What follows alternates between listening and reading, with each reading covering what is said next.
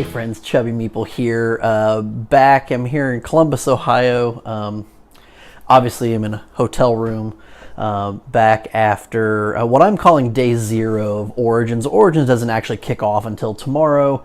This is being recorded and hopefully posted here on Tuesday night. Got into town here. Just thought I'd give a quick recap of what I did today. Hopefully I can do one of these at the end of each day. We'll see how that goes.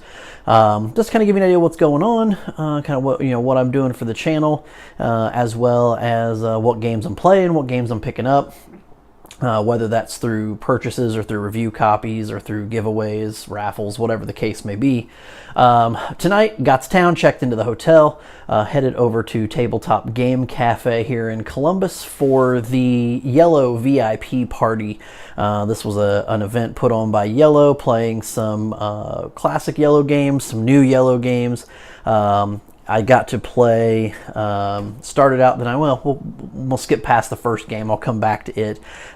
Played Pyramids, fun little card drafting, if you will. A little bit of, not really bidding, but you're kind of selecting your player order based on the types of cards that you plan to play, and you're building a pyramid, you're building an obelisk, and you can build a tomb as well. And then there's basically some set collection that goes on with that. You're scoring some points. I hadn't played this game before. Was over probably 40 minutes or so, 45 minutes. We had a 5-player game of this going on. One of the reps from Yellow taught us. It was fantastic. Good time that was there, and actually pulled out the win. Big old 74 points for myself. So I was pretty happy about that. We played that. We got in a couple of quick hands of Yellow's Rent a Hero. Very quick little game, very lightweight and fast, kind of on the same weight as Welcome to the Dungeon. It also, in fact, it comes in one of the little white boxes like Welcome to the Dungeon does as well. We played that a couple of times. You have a couple of face-up heroes on the table and a hand of 5 cards. And then what happens is you flip over a card that goes face up in the discard pile, and there's an indicator on the lower part of that card that tells you what strength your hero has to have. All your heroes in your hand are numbered 1 to 7.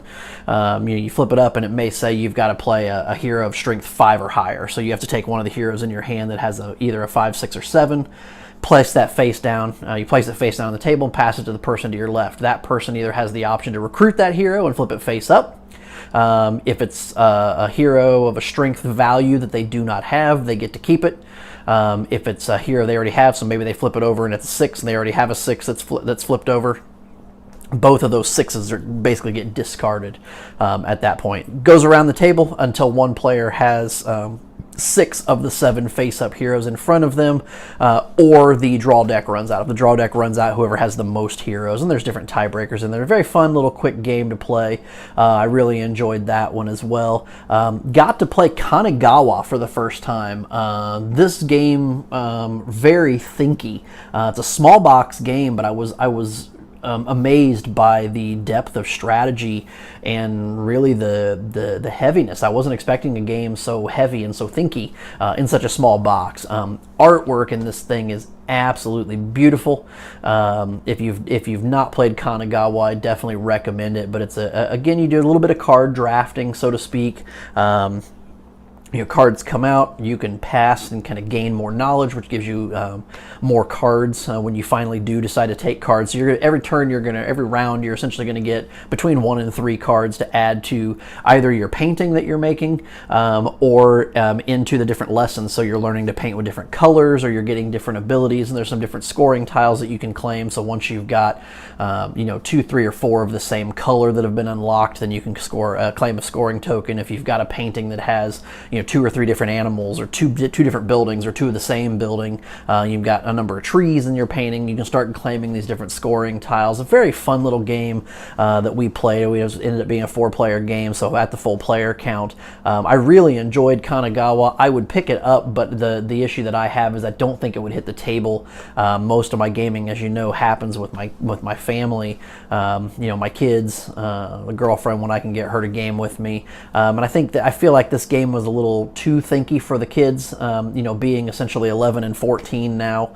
A little too thinky for them. I don't think it's something the girlfriend would enjoy. And when I get together with my game group, we're usually playing some other things, a lot of more Cold to the New, and something more, I guess, of that Ameritrash.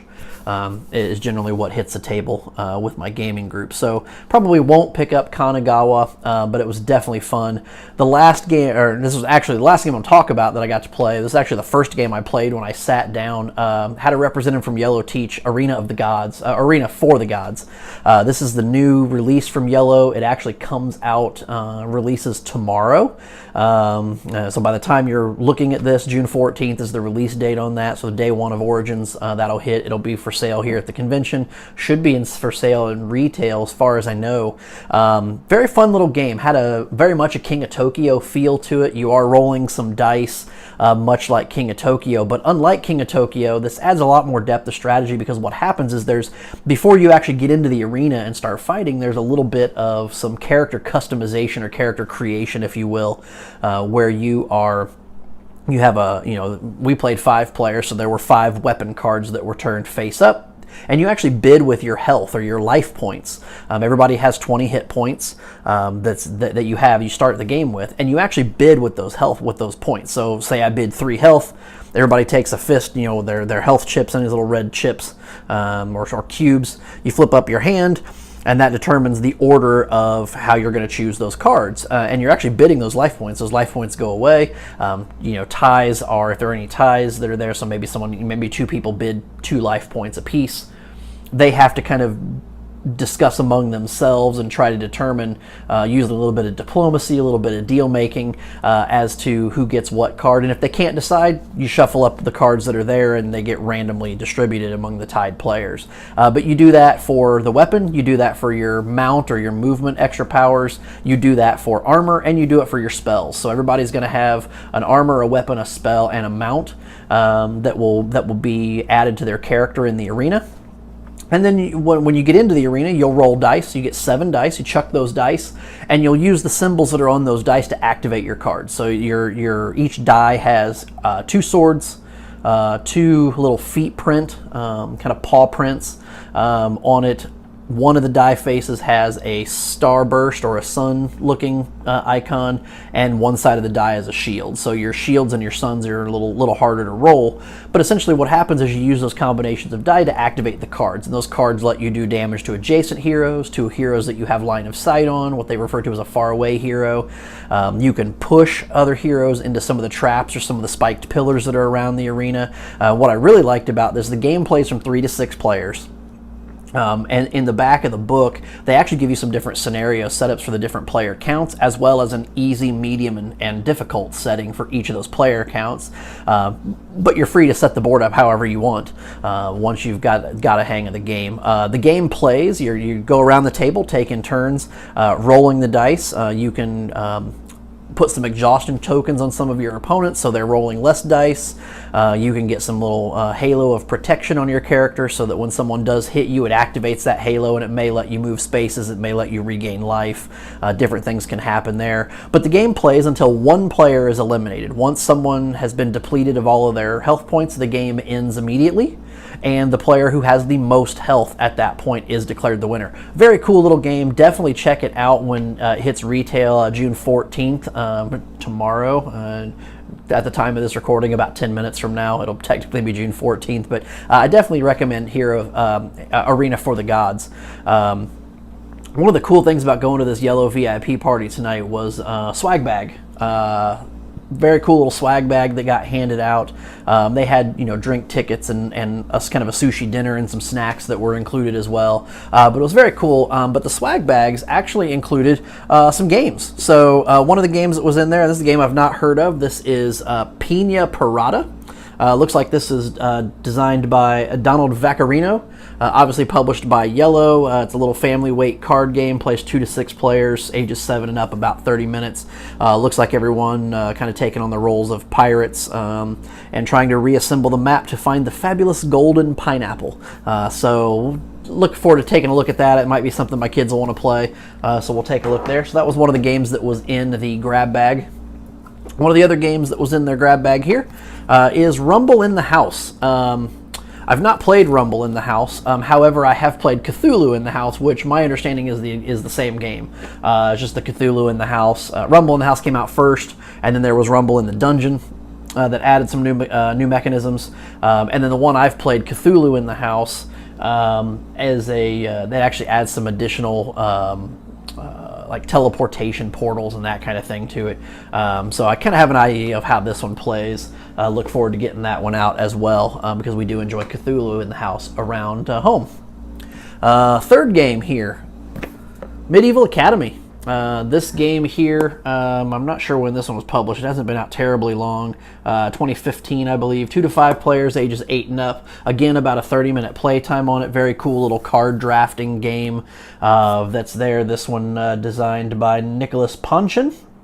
Again, published by Yellow. This was in the grab bag as well. And the last little bit of items that were included in the grab bag for the Yellow VIP party. Everybody that came to the party tonight actually walked out with a copy of the brand new Arena for the Gods. This is, again, I described the gameplay. Very fun little game. I can't wait to get this one home and play this with the kids because I think they're really going to like this. They enjoy King of Tokyo. I think they get a little bit bored with it because it is a little bit repetitive, or can get repetitive, but this is Arena for the Gods. Again, adds a little bit more depth of strategy to it. I think they'll like the take that nature. They'll love to gang up on me because that's how they roll. So that's really cool. The other thing I liked about it is in addition to getting Arena for the Gods in the swag bag, there were actually 4 promo cards for Arena for the Gods that are only available here at Origins. I'm sure at some point they'll be at other conventions and hit the BGG store, but as of now, these cards are only available at the here at Origins. They'll probably be at the Yellow booth. They were in the grab bags for there, but it included a weapon card. So there's a weapon card that they conveniently called the Laser Sword. Don't know why they called it that. You have a mount, so you've got a little xenomorph mount here that adds some things, and you can see some of the icons on the card. So this particular card here would get activated with a 1 sword die and 1 of the paw print dice, and then you have the ability here, which this particular card, you lose a health point, but then you can deal 2 damage to all adjacent heroes and then move yourself 2 spaces. So that's pretty cool. There's an armor card here. This is the Superhero Shield. I'm covering up my own face here, but this is the Superhero Shield. I apologize, the lighting in the hotel room is not that great. I'm getting glares on the cards, but this is not Captain America Shield, Superhero Shield, everybody. And then the last one here, this is the spell card, and this is Henry Pedler's Protectus. I'll let you figure out what that's supposed to be, but again, you're rolling dice, you're attacking and fighting monsters. Very cool. Had a great time this evening. Played with some people some just fresh faces, people I'd never met before. Did run into Mr. David Lowry this evening. Toward the end of the evening, got to say hi to him and chat with him a little bit. Hopefully, we'll meet up later this week and play some stuff with him. Tomorrow, day 1 of Origins, on the prospectus. Kind of on the schedule. The only things I really have going on tomorrow that are scheduled, I'm going to be working with the Dice Tower folks for a couple of hours, kind of spread out throughout the afternoon. I'll be at the Dice Tower booth helping out with their live stream that they're going to have going on. I believe it's from 1 to 2 and then from 4 to 5. And then I finally am going to check Cosmic Encounter off of my unplayed games list. So I've got plans to play Cosmic Encounter tomorrow night at 6 o'clock as one of the events here at Origins. So looking forward to what the day holds. I will hopefully be doing another one of these recaps at the end of the day tomorrow. Just depends on how late I get back into the hotel room and how much there is to recap, how much of it I can remember, who knows. But until next time, I'm the Chubby Meeple. Keep gaming, friends.